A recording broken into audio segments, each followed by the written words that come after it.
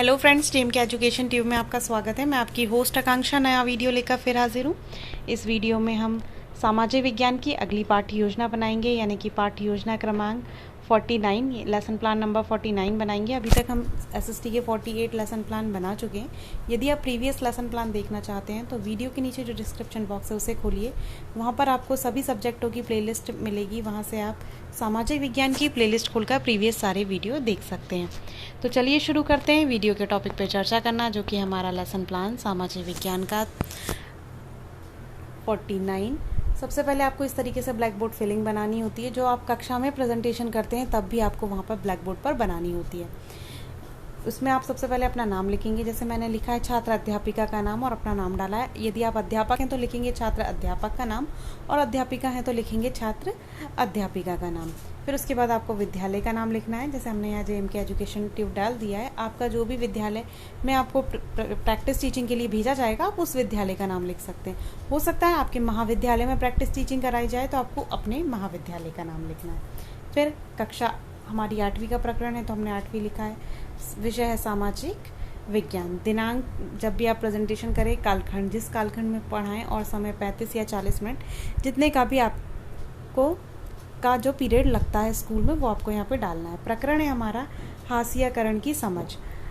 अब ये प्रकरण हम जब कक्षा में प्रेजेंटेशन करते हैं तब हम इसको तुरंत कक्षा में जाते से ही नहीं डालते। हम ये सारी चीज़ें तो भर देते हैं, लेकिन जब हम प्रकरण है वो हम तब भरते हैं जब हम उद्देश्य कथन बोलते हैं कि आज हम इस टॉपिक को पढ़ेंगे। उस समय हमको प्रकरण को डालना है, उससे पहले हम प्रकरण नहीं डालेंगे। अब पाठ्य योजना जब हम लिखते हैं तो सबसे पहले हमें लिखना होता है सामान्य उद्देश्य, जो कि हमारे विषय से संबंधित होते हैं। हमारा विषय सामाजिक विज्ञान है तो उसी से संबंधित हमारे जो उद्देश्य हैं सामान्य वो होंगे। तो यहाँ पे हमने लिखा है विद्यार्थी को नागरिक गुणों का विकास करना, विद्यार्थियों के वैज्ञानिक दृष्टिकोण उत्पन्न करना, विद्यार्थियों को नागरिक जीवन का ज्ञान कराना, विद्यार्थियों का मानसिक शक्तियों का विकास करना, विद्यार्थियों में परस्पर सद्भाव के गुण को विकसित करना। ये हो गए हमारे सामान्य उद्देश्य, जो कि हमारे विषय से संबंधित थे। अब है हम हमारे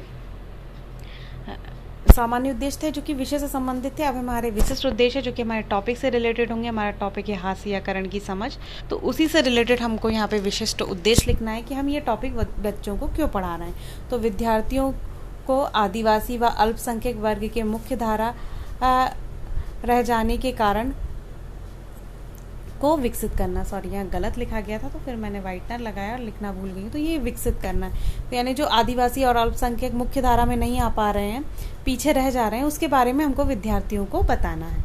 ये हमारा विशिष्ट उद्देश्य हुआ। फिर उसके बाद आता है सहायक सामग्री। हम इसको शिक्षण सहायक सामग्री, TLM शिक्षण अधिगम सामग्री भी कहते हैं, वो भी डाल सकते हैं यदि आपको वो पॉइंट दिया हुआ है। कक्षा आपको महाविद्यालय से कुछ फॉर्मेट भी दिया जाता है कई बार, तो आप उस फॉर्मेट के अकॉर्डिंग भी इन सभी चीज़ों को लिख सकते हैं। बाकी लेसन प्लान सभी के लिए सेम ही होते हैं, चाहे बीएड कर रहे हैं, BLED कर रहे हैं, DED कर रहे हैं, BTC यानी जो अब DLED होता है, जो भी कर रहे हैं आप, तो आपके लिए जो लेसन प्लान का जो फॉर्मेट होता है वो सेम ही होता है। बस कहीं कहीं उनकी शब्दावली में थोड़ा सा चेंज कर लिया जाता है। जैसे किसी को लास्ट में बोल दिया जाता है मूल्यांकन प्रश्न लिखना है, किसी को उन्हीं मूल्यांकन प्रश्नों को बोल दिया जाता है पुनरावृत्ति प्रश्न लिखना है। तो थोड़ा सा चेंज होता है, जो कि आपका क्या बोलना चाहिए, क्षेत्रवादी चेंज होता है वो। यानी आपके विद्यालय में, आपके महाविद्यालय में जो आपके मतलब टीचर होते हैं, वो जो पढ़े होते हैं वो आपको बता देते हैं। जैसे मैंने ऐसा पढ़ा है तो मैं आपको ऐसा बता दे रही हूँ, उन्होंने वैसा पढ़ा होगा तो वो बता देते हैं, क्योंकि ये बुक के राइटर के ऊपर है। हमने जिस बुक के राइटर को पढ़ा है उसी के अकॉर्डिंग हम बताने लग जाते हैं।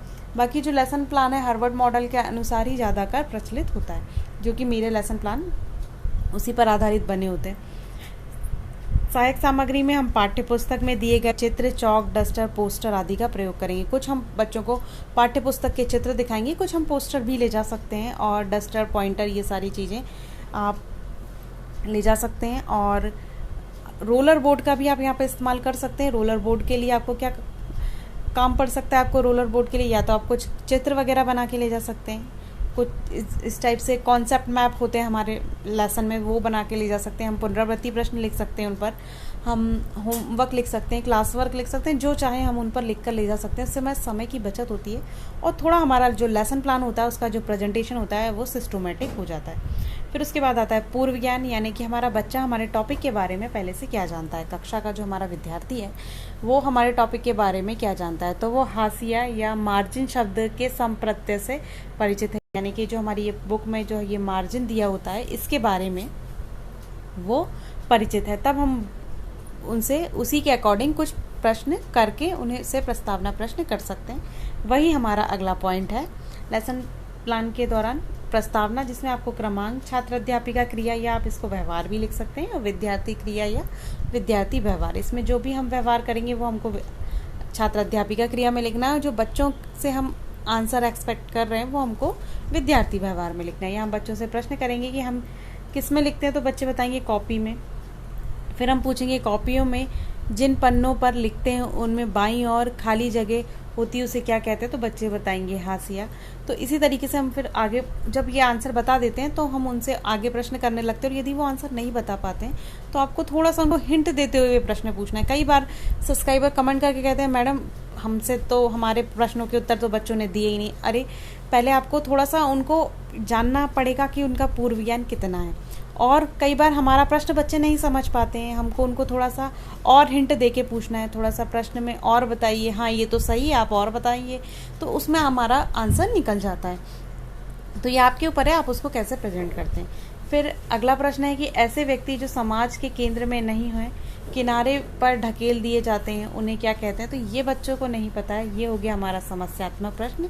तब हम उद्देश्य कथन बोलेंगे जो कि हमारा अगला पॉइंट है, और इसी के साथ हम कक्षा में प्रकरण डालेंगे ब्लैक बोर्ड पे, जो अभी तक हमने नहीं डाला था, जो मैंने आपको शुरू में बताया था कि हम ये नहीं डालते हैं, तो वो हम यहाँ डालेंगे। तब हम डाल देंगे कि आज हम हास्यकरण, जब हम बच्चों से कहेंगे कि ऐसे व्यक्ति जो समाज की मुख्य धारा से अलग रह जाते हैं उन्हें हास्याई कहा जाता है, और आज हम हास्यकरण के बारे में पढ़ेंगे, तब आपको बोलते हुए समय ही टॉपिक ब्लैक बोर्ड पर डालना है। हमारा जो टॉपिक है वो क्या है, हास्यकरण की समझ, तो यही हमको इस समय डालना है। फिर उसके बाद आता है प्रस्तुतिकरण। प्रस्तुतिकरण में आपको इस तरीके से कॉलम बनाने होते हैं। शिक्षण बिंदु, छात्राध्यापिका व्यवहार, विद्यार्थी व्यवहार, शिक्षण विधि और श्यामपट्ट कार्य। सामाजिक अध्ययन में, सामाजिक विज्ञान में श्यामपट्ट कार्य बनाना इम्पोर्टेंट नहीं होता है, चाहे तो आप इसको ना भी बनाएं यदि आपके फॉर्मेट में नहीं दिया है, इसको आप बाद में श्यामपट्ट प्रारूप भी लगा सकते हैं। बाकी बनाते हैं तो थोड़ा सिस्टमैटिक दिखता है आपका प्रेजेंटेशन, और आपको भी थोड़ा ये पता रहता है जब आप एक बार उसका प्रैक्टिस करते हैं कि हमको यहाँ ब्लैक बोर्ड का ज़रूर ही यूज़ करना है। पाठ का परिचय बताएंगे आप बच्चों को बताएंगे कि किस तरीके से भिन्न बच्चों के बारे में, या आप उनको बता सकते हैं कि अंतर समझा सकते हैं कि कैसे स्कूलों में आपसे बच्चे भिन्न हैं, या आप यदि प्राइवेट स्कूल में टीचिंग के लिए जा रहे हैं तो आप बता सकते हैं कि कैसे सरकारी स्कूल के बच्चे भिन्न हैं, या इस तरीके से आप उनमें भिन्नता बता सकते हैं।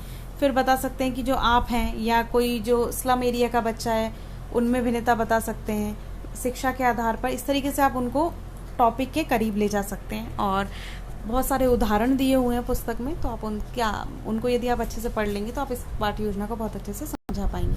तो आप यहाँ पे छात्र पाठ का परिचय देंगे, विद्यार्थी ध्यानपूर्वक सुनेंगे, कथन विधि का यहाँ इस्तेमाल करेंगे। पाठ का नाम हमने ब्लैक बोर्ड पर डाला, हम उनको कथन विधि द्वारा बता रहे हैं, साथ में हम व्याख्या भी कर रहे हैं, तो हम यहाँ पे व्याख्या विधि भी डालेंगे। तो यहाँ सारी जो थ्योरी है वो आप समझा देंगे। मैं पूरा थ्योरी पढ़कर आपको नहीं बता रही हूँ क्योंकि बहुत लेंथी हो जाता है, और ये आप पढ़ के समझ ही जाएंगे, और आपको कैसे बताना है ये आपकी भी मेथड है कि आप कैसे उनको बताते हैं। यहाँ पे जैसे आदिवासी समूह है उसके बारे में बताएंगे कि जो आदिवासी समूह है वो कैसे मुख्य धारा से हटकर, उनके गांव भी हमारे शहरों से लगे नहीं होते, बहुत अंदर होते हैं। तो आप जो आपकी पाठ्य पुस्तिका है उस पर 82 नंबर के पेज पर जो एनसीईआरटी की बुक है उस पर कार्टून द्वारा इसको समझाया है, तो बच्चों को आप कहेंगे कि ध्यानपूर्वक बच्चों इनको पढ़िए। तब आप या तो आप वाचन करा दीजिए या उनसे कहिए पढ़िए, फिर जब वो पढ़ें फिर आप उनको बताएं, एक्सप्लेन करें। यदि आप पढ़ रहे हैं तो बच्चे क्या करेंगे, ध्यानपूर्वक सुनेंगे। कथन विधि का यहाँ इस्तेमाल होगा। स्पष्टीकरण करेंगे, यानी जो भी आपने उनको पढ़ के बताया है वो चित्रों में, उसका आप स्पष्टीकरण करेंगे कि आदिवासी लोग जंगल के, पहाड़ों आदि दुर्गम स्थानों पर रहने वाले ऐसा समुदाय है जिसमें गरीबी, अशिक्षा वगैरह है। इसको आप बहुत अच्छे से बताएंगे भारत में 500 से भी अधिक आदिवासी हैं। ये सारी चीज़ें आप मुख्य बिंदु ब्लैक बोर्ड पर भी लिखते जाएंगे। यहाँ पे कथन विधि और व्याख्या विधि का हम इस्तेमाल करेंगे। छात्र क्या करेंगे, ध्यानपूर्वक सुनेंगे, समझेंगे, और आप यहाँ चाहें तो लिख सकते हैं, वह पाठ्य पुस्तिका में लिखेंगे। फिर उसके बाद आप कुछ बौद्ध प्रश्न कर लेंगे, यानी कि जो बच्चों को आपने भी पढ़ाया, समझाया, उसी से रिलेटेड आप बौद्ध प्रश्न करेंगे कि जो भी आपने बताया वो बच्चों को कितना समझ में आया। तो यहाँ आप उनसे प्रश्न करेंगे कि आदिवासी लोग कहाँ रहते, तो बताएंगे जंगलों, पहाड़ों में। ब्लैक बोर्ड पर भी लिखते जाइए, जिसमें जिन बच्चों को नहीं आ रहा उन्हें आ जाए। प्रश्नोत्तर विधि का यहाँ पे इस्तेमाल होगा। ऐसे ही आगे प्रश्न करेंगे, आदिवासी इस शब्द का क्या अर्थ होता है, तो उसका अर्थ तो आपने थ्योरी में उन्हें समझाया है, मूल निवासी बता पाएंगे वो। ब्लैक बोर्ड पर भी आपको लिखना है, आदिवासी भारत में कितने आदिवासी समूह हैं, तो 500 से अधिक हैं। ब्लैक बोर्ड पर भी हमने लिखा, और भी फिर आप उनको एक्सप्लेन करेंगे। विद्यार्थी ध्यानपूर्वक सुनेंगे, कथन विधि का यहाँ पे इस्तेमाल होगा, और हम उसके बाद व्याख्या भी करेंगे, तो हमें व्याख्या विधि भी डालना है। और प्रमुख शिक्षण बिंदु जो बीच में निकल कर आ रहा है वो भी हम ब्लैक बोर्ड पर डालते चलेंगे। फिर हमने उनको अभी समझाया, कथन बोला, व्याख्या की। फिर हम उनसे प्रश्न कर लेंगे कि आदिवासी किसकी उपासना करते हैं, तो वो प्रकृति पूजा करते हैं, पशु पूजा करते हैं। ये सारी चीज़ों की लिस्ट आप ब्लैक बोर्ड पर भी लिख देंगे। बहुत से आदिवासियों ने कौन सा धर्म अपना लिया है, तो ईसाई धर्म अपना लिया, थ्योरी में आपने एक्सप्लेन किया, वो बता पाएंगे। आपको ब्लैक बोर्ड पर भी लिखना है। सरकार आदिवासियों के लिए क्या कार्य कर रही है, तो उनको नौकरी में आरक्षण, स्वास्थ्य, शिक्षा की सुविधाएं देने का प्रयास कर रही है। ये सारी चीज़ें भी आप ब्लैक बोर्ड पर लिख सकते हैं। आदिवासी कैसे विस्थापित हुए, तो उद्योग लगने के कारण शहरों का विकास होता जा रहा है, उद्योग धंधे लगने लगे हैं, तो उनकी जो जगह है वो लेते जा रहे हैं लोग, तो इसके कारण उनका विस्थापीकरण हो रहा है। तो ये बच्चे बताएंगे, आपको ब्लैक बोर्ड पर भी लिखना है। प्रश्नोत्तर विधि का हमने यहाँ इस्तेमाल किया। उसके बाद आपको इस तरीके से श्यामपट्ट प्रारूप बनाकर लगाना होता है। तो जैसा मैंने आपको बताया, श्यामपट्ट कार्य यदि आप नहीं बनाते हैं तो आपको ये ज़रूर ही लगाना है। इस तरीके से आपने लगाया।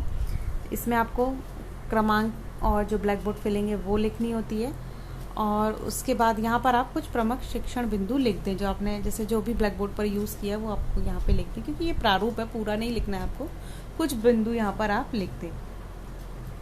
उसके बाद आता है पुनरावृत्ति प्रश्न। इनको मूल्यांकन प्रश्न भी कह सकते हैं आप, कहते हैं कई जगह इसको मूल्यांकन प्रश्न ही पॉइंट डलवाया जाता है, तो आप यहाँ मूल्यांकन प्रश्न लिख लें। तो यहाँ पे जो भी आपके पुनरावृत्ति प्रश्न, आपके जो बौद्ध प्रश्न थे वो भी हो सकते हैं, और आप कुछ अलग से प्रश्न भी उनसे कर सकते हैं जो आपने उनको एक्सप्लेन किया है। फिर आता है कक्षा कार्य। तो आप पुनरावृत्ति प्रश्न तो पूछ सकते हैं बच्चों से, कक्षा कार्य आप उनको लिखने के लिए दे सकते हैं जब तक आप गृह कार्य चेक कर लें उनका। कक्षा कार्य के बाद आता है अगला पॉइंट, गृह कार्य, जो कि आपको उन्हें देना ही है, क्योंकि उस पर भी आपका पर्यवेक्षक की नज़र होती है कि आपने उनको होमवर्क दिया कि नहीं, है ना, आपने होमवर्क चेक किया कि नहीं। ये सारे आपके रिमार्क में आते हैं। फिर उसके बाद आता है टिप्पणी, यानी हमारा रिमार्क का कॉलम। यहाँ पे आप इसको पर्यवेक्षक टिप्पणी भी लिख सकते हैं। यहाँ पे जो भी आपका पर्यवेक्षक होगा आपको यहाँ पे टिप्पणी देकर बताएगा कि पाठ का प्रस्तुतिकरण कैसा था। तो यहाँ टिप्पणी लिख देंगे, 2 नंबर डाल के लिख देंगे, 3 नंबर डाल के लिख देंगे। ऐसे कुछ बोल देंगे कि आपका अच्छा था, एक पॉइंट में बोल देंगे ब्लैक बोर्ड वर्क अच्छा नहीं था, या आपको स्पष्ट करने की ज़रूरत थी। कुछ बोल सकते हैं आपको कि आपने एक शिक्षण बिंदु को अच्छे से स्पष्ट नहीं किया, आपका चार्ट छोटा था, बच्चों को दिख नहीं रहा था। बहुत सारे पॉइंट होते हैं, सबको आपको सतर्कता से सबका ध्यान रखना है और प्रेजेंटेशन को अच्छे से करना है। फिर उसके बाद आता है छात्र अध्यापिका के हस्ताक्षर या अध्यापक के हस्ताक्षर, पर्यवेक्षक हस्ताक्षर। ये सारी चीज़ें मैं आपको इसलिए बताती हूँ क्योंकि आप इन चीज़ों की गलती करने से बचें। और यदि आपको लगता है कुछ टिप चाहिए तो आप कमेंट करके मुझसे पूछ सकते हैं कि मैडम हम इस पॉइंट को कैसे एक्सप्लेन करें, या और भी कुछ इस तरीके के प्रश्न, तो हम उनको भी आपको सलूशन बताने का कोशिश करेंगे। यहाँ पे हमारा लेसन प्लान कंप्लीट होता है। वीडियो कैसा लगा कमेंट करके ज़रूर बताएं। अच्छा लगता है लाइक कीजिए, दोस्तों से शेयर कीजिए। यदि अभी तक हमारे चैनल को सब्सक्राइब नहीं किया तो सब्सक्राइब ज़रूर करें, बेल आइकॉन प्रेस करें, जिससे आने वाले सभी वीडियो का नोटिफिकेशन आपको मिल सके और आप समय पर उसका लाभ ले सकें। धन्यवाद। जय हिंद।